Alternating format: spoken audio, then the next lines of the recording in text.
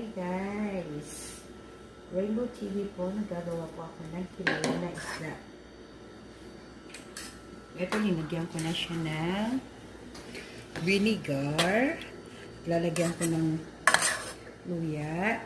Lalagyan ko ng onion. At iba pa. Yan. Yan ang kilawin na isda natin dito guys. Gagawa ng kilawin. Meron akong guess. Yung Italiano, dalawa.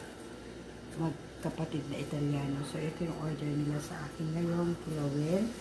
At nagluluto na rin ako ng crabs. Ito yung crabs ko guys. Tignan natin.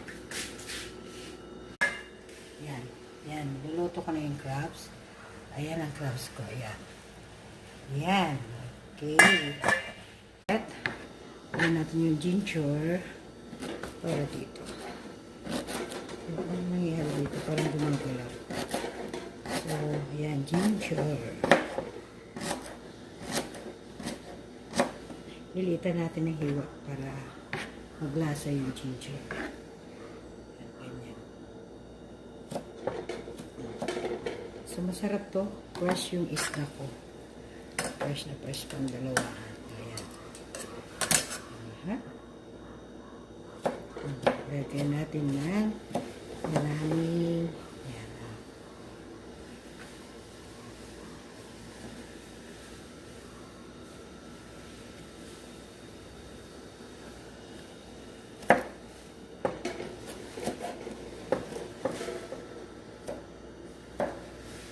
So guys, to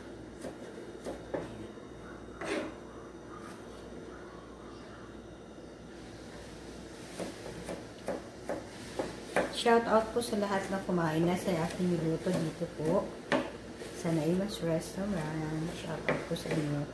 Mag-comment naman po kayo para alam po nanonood kayo. Yan. Nung isang araw, tuna yung ginawa ko, pero ito yung ordinary na fish. Masarap siya. Parang kulang pa sa luya. Tingin ko.